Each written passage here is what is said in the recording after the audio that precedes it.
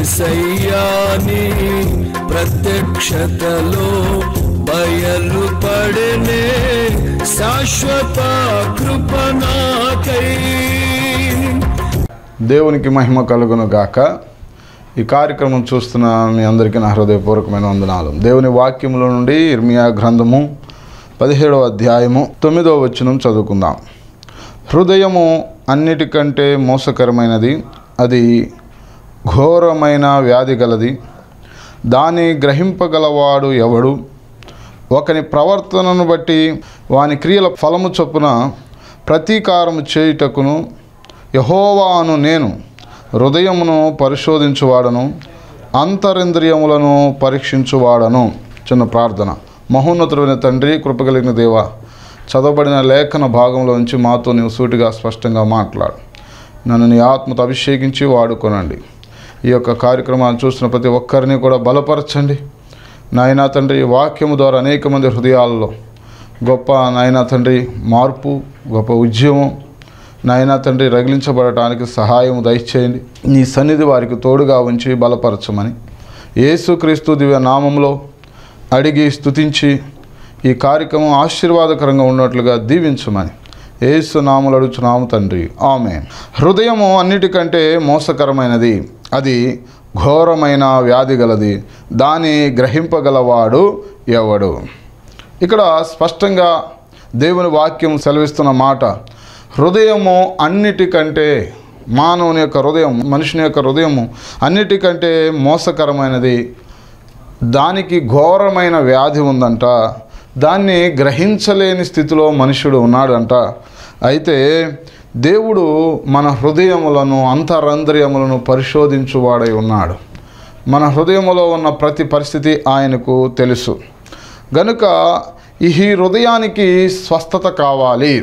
ఎందుకంటే హృదయము ఘోరమైన వ్యాధి గలది. సహజంగా స్వస్థత లేకపోతే ఏమండి బాగు చేయటం అంటే, మనకు స్వస్థత అనే మాట ఎక్కువగా వాడబడుతుంది దేని కొరకంటే శారీరకమైన వాటి కొరకే, శారీరక అనారోగ్యాల కొరకు.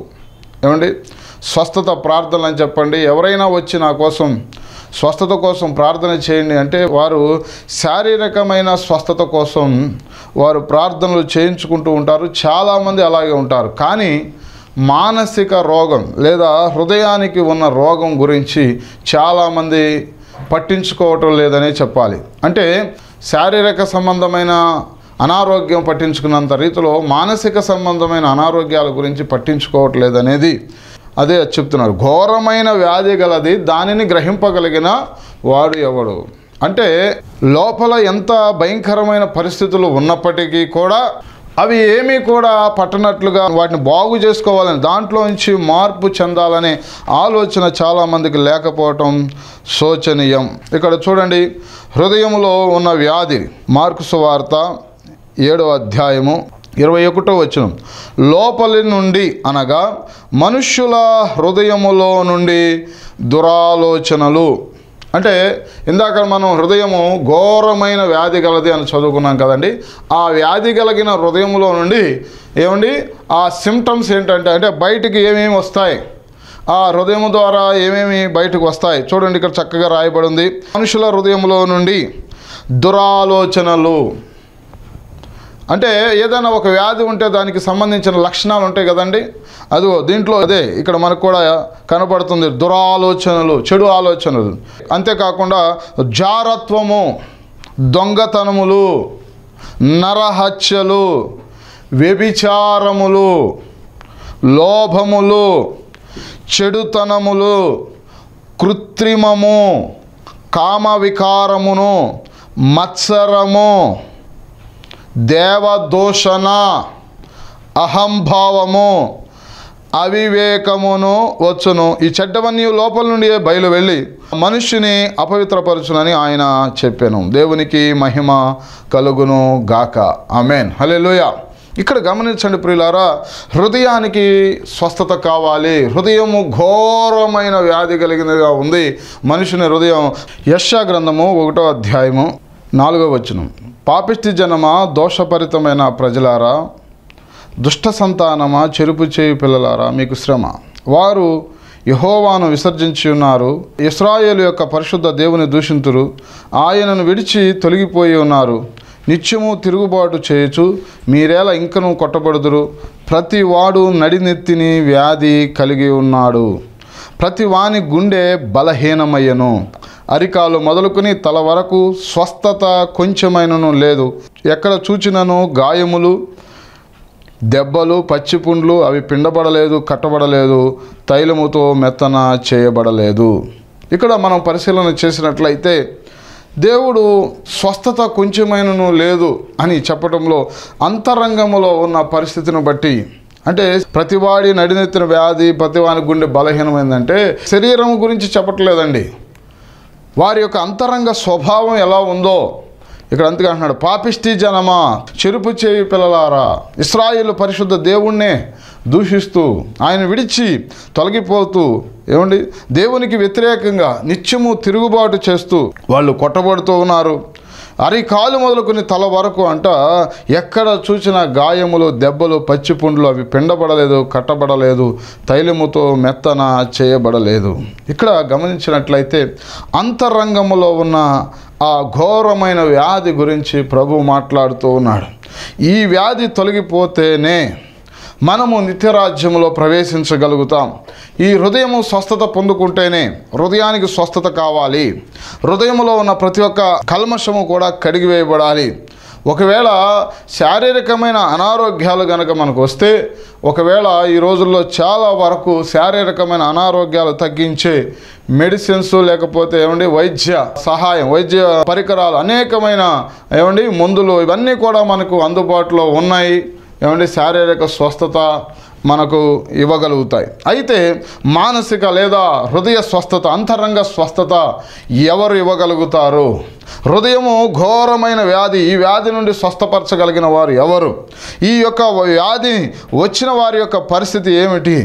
వాళ్ళు ఎలా ఉంటారు అని కనుక మనం పరిశీలన చేస్తే, వారు పైకి బాగానే ఉంటారు, ఎటువంటి ఇబ్బంది లేదు, కానీ లోపల మాత్రం భయంకరమైన ఆలోచనలు, దురాలోచనలు, చెడు ఆలోచనలు, తలంపులు. అందుకనే ఎక్కువగా ప్రార్థనలు కూడా దేనికోసం మనం ప్రార్థన చేస్తామంటే శారీరకమైన అనారోగ్యం కోసం ఎక్కువగా ప్రార్థన చేస్తాం, దాని మీద ఎక్కువగా ఫోకస్ చేస్తాం. అంతేగాని మానసిక అనారోగ్యం, ఎన్ని సంవత్సరాలు భక్తి చేసినప్పటికీ, ఎన్ని సంవత్సరాలు దేవుని సన్నిధికి వెళ్ళినప్పటికీ, ఎన్ని వాక్యాలు విన్నప్పటికీ కూడా హృదయానికి స్వస్థత రావటం లేదు. ఏదో ఒక దేవునికి అయిష్టమైన సంగతులు మనలో ఉండి, దేవునికి కోపం, అంటే తిరుగుబాటు చేసే స్వభావం, అంటే కొన్ని విషయాలలో ఇందాక మనం చదువుకున్న లక్షణాలలో మత్సరము, అసూయ పోవదు కొంతమందిలో. కొంతమందిలో దేవదూషణ, ఎప్పుడు కూడా దేవుణ్ణి ఏదో ఒక రీతిగా దూషిస్తూ, ఏదో ఒక రీతిగా ఇబ్బంది పెడుతూ ఉంటారు. కొంతమంది అయితే అహంకారం అనే భయంకరమైన వ్యాధి కలిగి ఉంటారు, గర్వం. ఇవన్నీ కూడా హృదయంలో నుండి వచ్చి భయంకరంగా మనిషిని చెడగొట్టే భయంకరమైన పరిస్థితులు. ఈ హృదయానికి స్వస్థత కావాలి. అంతేకాదు, నోవాహు కాలంలో ఆదికాండము 6వ అధ్యాయంలో రాయబడి ఉంటుంది ఏమనంటే, హృదయములలోని తలంపులలోని ఊహ అంతా కూడా కేవలము చెడ్డదే అని దేవుడు గ్రహించి నరులను చేసినందుకంట సంతాపపడుతున్నాడు. కాబట్టి ఈ హృదయానికి స్వస్థత ఇవ్వగలిగిన వాడు, ఈ హృదయానికి స్వస్థత ఏ రీతిగా మనకు చేకూర్చబడుతుంది? ఎప్పుడైనా హృదయ స్వస్థత కోసం ఎంతమంది ప్రాకులాడుతున్నారు? శారీరకమైన స్వస్థత కోసమే ప్రాకులాడుతున్నారు తప్ప, కొన్ని విషయాలలో స్వస్థత పొందుకుని కొన్ని విషయాలలో అలాగే ఉంటూ ఉన్నారండి. కొన్ని విషయాల్లో మార్పు పొంది కొన్ని విషయాల్లో మార్పు చెందని స్థితిలో ఉంటూ ఉన్నారు. కొన్ని లక్షణాలు బాగుపడుతున్నాయి, కొన్ని లక్షణాలు ఇంకా పోవట్లేదండి. ఏదో ఒక బలహీనతతో, ఏదో ఒక రుగ్మతతో, హృదయ బలహీనతతో బాధపడుతున్నారు. ఇక్కడ రాసి ఉంది, ప్రతి వాడి నడినెత్తి కూడా వ్యాధి కలిగి ఉన్నాడు. అంటే వారి మనసు చెడిపోయింది, వారి హృదయం చెడిపోయింది, వారి హృదయంలో వ్యాధి కలిగి ఉన్నారు, కానీ పైకి మాత్రం బాగానే ఉంటున్నారు. అంటే మనుషులకు ఇది ఎవరికి కనబడుతుందంటే దేవుడు చూస్తూ ఉన్నాడు. మన హృదయములను అంతరంగములను పరిశోధించువాడైన దేవుడికి మాత్రమే ఇది తెలుసండి. మన హృదయ స్థితి ఎలా ఉందో ఆయన మాత్రమే చెప్పగలడు. అందుకనే దావీదును అభిషేకించే సమయంలో మనుషులు పై రూపాన్ని లక్ష్య పెడతారు, కానీ నేను హృదయములను లేదా అంతరంగములను లక్ష్య పెట్టే దేవుడను అని ఆయన చెప్పడం జరిగింది. అంతేకాదు దేవుడు ఒక వ్యక్తిని ఆశీర్వదించాలన్నా, ఒక వ్యక్తిని క్రమక్రమంగా అభివృద్ధి చెందించాలన్నా, ఒక వ్యక్తి జీవితంలో అద్భుతాలు ఆశ్చర్యకార్యాలు జరిగించాలన్నా, ఒక వ్యక్తిలో శాంతి సమాధానం కలిగి ఉండాలన్నా హృదయ పరిస్థితిని బట్టే దేవుడు ఆ వ్యక్తిని ఆశీర్వదిస్తాడు. అందుకనే దేవుని వాక్యం రాయబడి ఉంది, విరిగి నలిగిన హృదయమునంట ఆయన అలక్ష్యము చేయడు. కఠిన హృదయాలు, భయంకరమైన గర్వముతో నిండిన హృదయాలు దేవుని సన్నిధికి వస్తూ కూడా, దేవుని వాక్యాన్ని వింటూ కూడా, దేవుని సన్నిధిలో ప్రార్థన చేస్తూ కూడా అనేకమైన భయంకరమైన పరిస్థితుల మధ్యలో ఈరోజు హృదయ స్వస్థత గురించి పట్టించుకొని పరిస్థితుల్లో, అంతరంగ స్వస్థత గురించి పట్టించుకొని పరిస్థితుల్లో చాలామంది ఉన్నారండి. ఇక్కడ అందుకని అంటున్నాడు, ప్రతి వాడు నడినెత్తిన వ్యాధి కలిగి ఉన్నాడు, ప్రతి వాని గుండె బలహీనమయ్యను. అందుకనే దినవృత్తాంతాలు 2వ గ్రంథం 16వ అధ్యాయం 9వ వచనం అండి, తన ఎడల యథార్థ హృదయము గలవారిని బలపరచుటకై యెహోవా కనుదృష్టి లోకమందంతటా సంచారము చేయుచున్నది. ఈ విషయమందు నీవు మతి తప్పి ప్రవర్తించితివి గనుక ఇది మొదలుకొని నీకు యుద్ధములే కలుగును.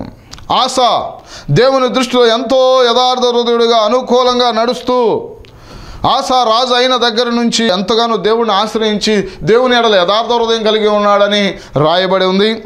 అంతేకాదు ఆయన దృష్టికి అనుకూలంగా నడిచాడని రాయబడి ఉంది.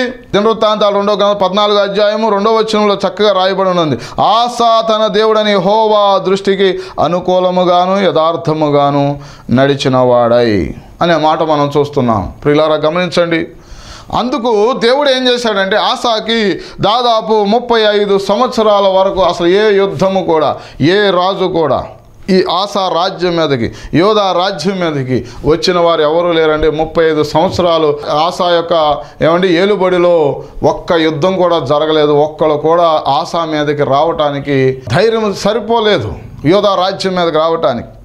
దేవుడు అలాంటి నెమ్మది ఆ రాజ్యంలో కలగజేస్తే 35 సంవత్సరాల తర్వాత సిరియా రాజును నమ్ముకున్న ఆసా జీవితంలో దేవుడైన యెహోవా ఇంత అద్భుతంగా 35 సంవత్సరాలు నెమ్మది కలగజేసి, ఎందుకని ఆసా అంట యథార్థంగాను అనుకూలంగా, దేవుని దృష్టికి యథార్థంగా అనుకూలంగా నడుచుకున్నాడు, హృదయం బాగుంది. అందుకనే ఎటువంటి ఇబ్బంది లేకుండా దేవుడు 35 సంవత్సరాలు నడిపించాడు నెమ్మదిగా, ఆశీర్వాదకరంగా, క్రమక్రమముగా అనేకమైన పట్టణాలు కట్టించుకుంటూ చక్కగా ఆసా తన రాజ్యాన్ని అభివృద్ధి చేసుకున్నాడు, యోధా రాజ్యం అభివృద్ధిలోకి తీసుకొచ్చాడు.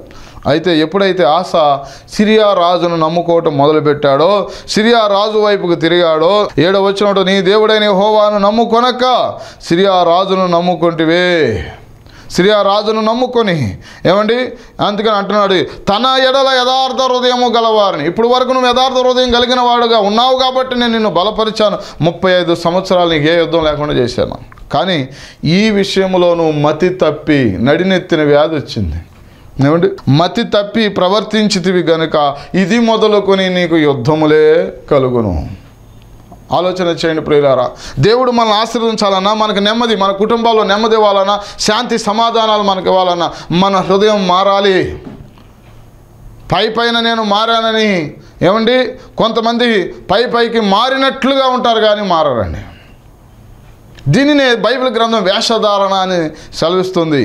కానీ ఇక్కడ చూడండి, ఆసా హృదయాన్ని ఎరిగిన దేవుడు, నా ఎడల నువ్వు యథార్థంగా ఉంటే ఇంకా నేను బలపరిచేవాడిని, కానీ ఈ విషయంలో నువ్వేం చేసావంటే మతి తప్పి ప్రవర్తించావు గనుక ఇది మొదలుకొని నీకు యుద్ధములే కలుగును.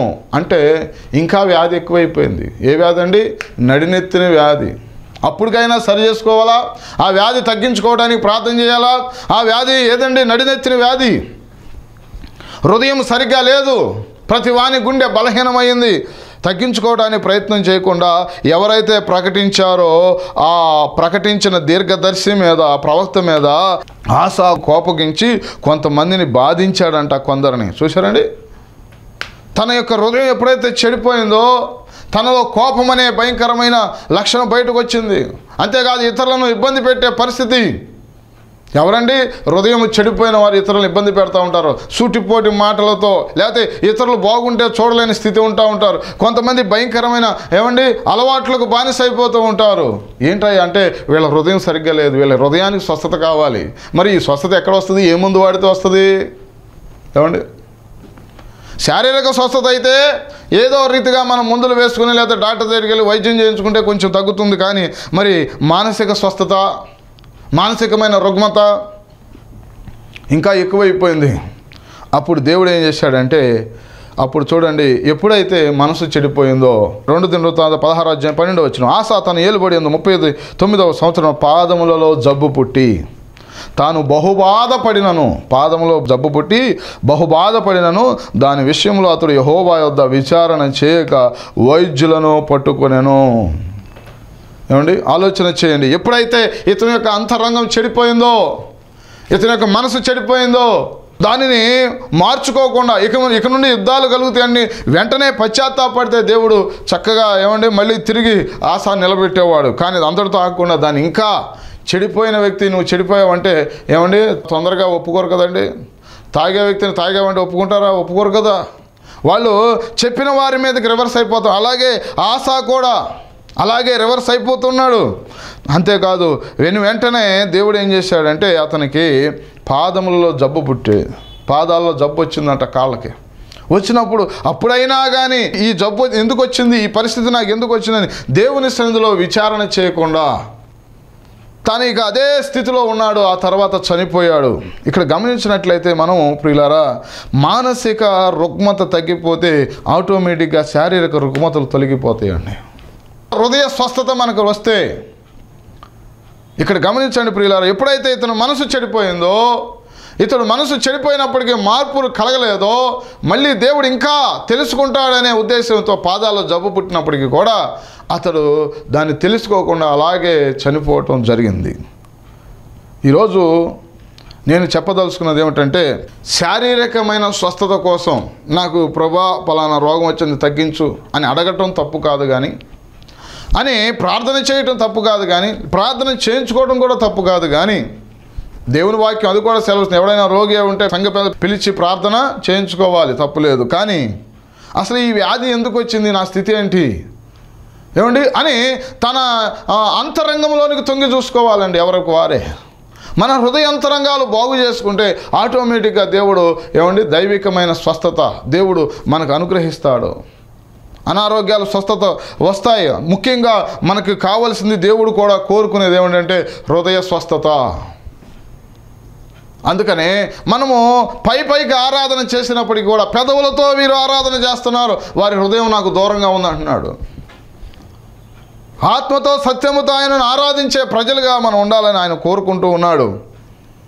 ఒకవేళ ఏదైనా వ్యాధితో నా సమస్యతో నా బాధపడుతున్నారా, ఏదైనా ఇబ్బందులతో ఇబ్బంది పడుతున్నారా, అయితే మీ హృదయాలను ఒక్కసారి సరి చేసుకోండి. దేవుని సన్నిధిలో విచారణ చేయండి. దేవుని సన్నిధిలో ఈ హృదయానికి వచ్చిన వ్యాధి ఏమిటో గ్రహించుకుని, ఈ హృదయంలో ఉన్న పరిస్థితులు ఏమిటో గ్రహించుకుని, ఏ లోపం మన హృదయంలో ఉందో, ఏ విషయంలో మనం దేవుని విషయంలో తిరుగుబాటు చేస్తున్నామో, నడినెత్తిన వ్యాధి, ప్రతి వాని గుండె బలహీనమైంది, స్వస్థత కొంచెమైనను లేదంటున్నాడు హృదయానికి. కానీ దేవుడు మనకు స్వస్థత ఇవ్వగలిగిన సమర్థుడు. ఈ లోకంలో ఉన్న ఏ మందు కూడా ఇలాంటి రోగానికి స్వస్థత లేదు. మళ్ళీ చెప్తున్నాను, హృదయానికి స్వస్థత ఈ లోకంలో ఎవరు కూడా ఇవ్వలేని స్వస్థత దేవుడు మనకి ఇస్తాను అని ఆయన వాగ్దానం చేస్తూ ఉన్నాడు. యెహెజ్కేలు గ్రంథం 36వ అధ్యాయం 26వ వచనం అండి.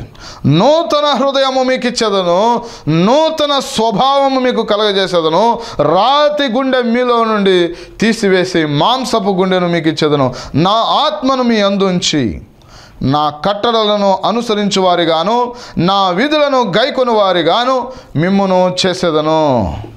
నేను మీ పితరులకు ఇచ్చిన దేశంలో మీరు నివసించెదరు, మీరు నా జనుల యందురు, నేను మీ దేవుడనై ఉందును. దేవునికి మహిమ కలుగును గాక. హల్లెలూయా. మన అపవిత్రత అంతా పోవునట్లు ఆయన శుద్ధ జలాన్ని, అంటే ఆయన క్రీస్తులో, ఆయన కలువరిలో కార్చిన ఆఖరి రక్త బొట్టు వరకు కార్చిన ఆ పరిశుద్ధమైన అమూల్యమైన రక్తము ద్వారా మన హృదయానికి స్వస్థత, ఆయన పొందిన దెబ్బల చేత మనకు స్వస్థత.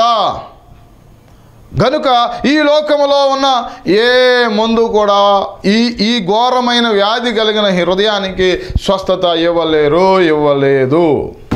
ఏ మనిషి కూడా ఇవ్వలేరండి. దేవుని బిడ్డలారా గ్రహించండి, దేవుడు మాత్రమే. ఎందుకంటే హృదయాలను అంతరంగాలను పరిశోధించే దేవుడు. ఆయన అంటున్నాడు, నేను నూతన హృదయం మీకు ఇస్తా. అంటే కొత్త హృదయాన్ని, అంటే పాత స్వభావాన్ని, పాత హృదయమును. అందుకని ఎవడైనాను క్రీస్తు యేసునందున్న ఎడల వాడు నూతన సృష్టి. అందుకనే చాలామంది సాక్ష్యాలు, నేను యేసుక్రీస్తుని నమ్ముకున్నానండి, ఇంతకుముందు నేను తాగేవాడిని, ఇంతకుముందు నరహత్య, ఇంతకుముందు వ్యభిచారం, ఇంతకుముందు ఎంతో భయంకరమైన పరిస్థితుల్లో నేనున్నాను, అందుకనే దేవుడు నన్ను మార్చాడు. ఎలా? నూతన హృదయాన్ని ఇచ్చాడు. ఇప్పుడు నూతన వ్యక్తిగా మారిపోయాడు. ఇంతకుముందు మాట్లాడినట్టుగా ఇప్పుడు మాట్లాడు, ఇంతకుముందు చేసినట్లుగా ఇప్పుడు చేయడు. తన యొక్క స్వభావం మారిపోయింది, తన స్థితి మారిపోయింది. ఆ స్వస్థత కావాలని ప్రభు అడుగుతున్నాడు. దేవునికి మహిమ కలుగునుగాక. హల్లెలూయా. పరిపూర్ణమైన మారు మనసు, పరిపూర్ణమైన రక్షణ, పరిపూర్ణమైన మార్పు ఒక వ్యక్తిలో కలిగినప్పుడే దేవుడు కూడా ఆ వ్యక్తిని చూసి సంతోషిస్తాడు. ఈరోజు చాలామంది మారు మనసు పొందామని చెప్తున్నారు, కానీ వారి మనసులో ఉన్న అసూయ తొలగిపోవట్లేదు, వారలేనితనం తొలగిపోవట్లేదు. ఏమండి, ఇతరుల మీద చెడుగా చెప్పే ఆ పరిస్థితులు తొలగిపోవట్లేదు. అందుకని అంటున్నాడు, చెరుపు చేయు పిల్లలారా మీకు శ్రమ అంటున్నాడు. గనుక ప్రియులారా గమనించండి, మన హృదయంలో ఉన్న ప్రతి ఒక్క కల్మషాన్ని కడిగివేసి నూతన హృదయాన్ని, నూతన స్వభావాన్ని దేవుడు మనకు ఇస్తాను అంటున్నాడు. నూతన సృష్టిగా దేవుడు మనల్ని మారుస్తాడు. ఆయన కార్చిన రక్తం ద్వారా, ఆయన శిలువలో మన కోసం చేసిన ఆ కల్వరి, ఆ యొక్క యజ్ఞము ద్వారా మనకు నూతన రక్షణ, నూతనమైన స్వభావం దేవుడు మనకు అనుగ్రహించబోతున్నాడు. దేవునికి మహిమ కలుగునుగాక.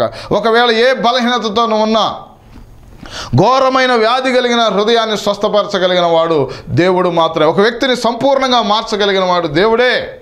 నిజమైన దేవుడు యేసు ప్రభు. దేవునికి మహిమ కలుగునుగాక. ఆఖరిగా రాజులు 2వ గ్రంథము 20వ అధ్యాయము 2వ వచనం అండి. అతడు తన ముఖము గోడ తట్టు తిప్పుకొని, యెహోవా యథార్థ హృదయుడినై సత్యముతో నీ సన్నిధిని నేనెట్లు నడుచుకొంటినో, నీ దృష్టికి అనుకూలముగా సమస్తమును నేనెట్లు జరిగించుతునో కృపతో జ్ఞాపకము చేసుకొనుమని హిజ్కియా కన్నీళ్లు విడుచుచు యెహోవాను ప్రార్థించెను. దేవునికి మహిమ కలుగునుగాక. ఇతనికి మరణకరమైన రోగం వచ్చిందండి. హిజ్కియా రాజు మరణకరమైన రోగం వచ్చింది. అయితే ఆ రోగంతో చాలా బాధపడుతున్నాడు. అయితే దేవుడు యెషయా అనే ప్రవక్తను హిజ్కియా దగ్గరికి పంపించి, ఇక నువ్వు మరణం అయిపోతున్నావు కనుక ఇల్లు చక్కబెట్టుకో అని చెప్పినప్పుడు అతడు చేసిన ప్రార్థన నాకు చాలా ఆశ్చర్యం అండి. ఎందుకనంటే అతడు, అయ్యా నన్ను బ్రతికించు అని ప్రార్థన చేయలేదు, అయ్యా ఈ రోగంలో నుండి నన్ను బయటపడవేని ప్రార్థన చేయలేదు, అయ్యా నాకు స్వస్థత కావాలని ప్రార్థన చేయలేదు, నాకు విడుదల కావాలని ప్రార్థన చేయలేదు. ఏమన్నాడు చూడండి, చక్కటి ప్రార్థన అండి. యెహోవా యథార్థ హృదయుడనై. అయ్యా నా హృదయం బాగుందయ్యా, నా హృదయంలో ఏమన్నా అస్వస్థత ఉందా? లేదు కదా. సత్యముతో, నా అంతరంగంలో సత్యం ఉందయ్యా, నీ సన్నిధిలో నేను ఎట్లు నడుచుకుంటునో, నీ దృష్టికి అనుకూలముగా, దేవుని దృష్టికి అనుకూలముగా సమస్తమును నేను ఎట్లు జరిగించాను, కృపతో జ్ఞాపకం చేసుకోమన్నాడండి. ఏమండి, చిన్న ప్రార్థన చేశాడు. ఇంకా ఆ వార్త చెప్పడానికి వచ్చిన ప్రవక్త ఇంకా ఆ నడిమిశాల దాటలేదంట. వెంటనే మళ్ళీ దేవుడు యెషయాతో మాట్లాడుతున్నాడు, ఆ ప్రవక్తతో, మళ్ళీ నువ్వు హిజ్కియా దగ్గరికి వెళ్ళు. దేవునికి మహిమ కలుగునుగాక. నేను ఇందాక చెప్పిన రీతిగా మన హృదయము బాగుంటే, మన హృదయం యథార్థమైనదైతే దేవుడు మన కోసం ఎంతటి కార్యమైనా చేయగలడండి. ఇక్కడ హిజ్కియా జీవితంలో చేసిన కార్యం వెంటనే ప్రార్థనకు జవాబు వచ్చింది.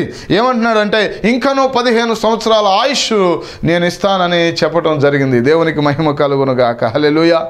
కాబట్టి ప్రియులారా, మన హృదయం స్వస్థత పొందుకుంటే మిగతా అన్ని విషయాలను, ఏ విషయమైనా దేవుడు నీ జీవితంలో చేయగలడు. నిన్ను అభివృద్ధి చేయగలడు, నిన్ను ఆశీర్వదించగలడు, శారీరక స్వస్థత ఇవ్వగలడు, మానసిక నెమ్మది ఇవ్వగలడు, కుటుంబాల్లో ఉన్న పరిస్థితులన్నీ, సమస్యలన్నీ కూడా ఆయన పటాపంచలు చేయగలడు.